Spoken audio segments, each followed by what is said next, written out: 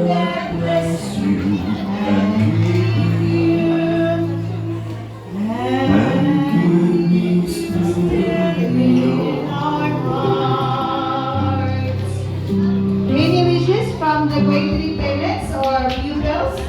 Kasi na mo ikasulti sa pagkabuotan ni Teacher Elisan. Pwede na ninyo i-share karon or ipadayag ninyo ang inyong pasalamat.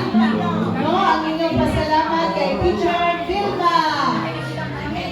Sa next school year, sige, 9. Palakpakan na to si Mrs. Iguan. Message to our soon to be retired.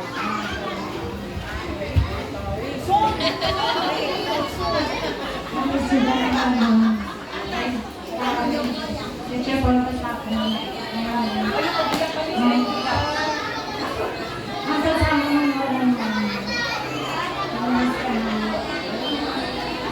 Salamat sa inyong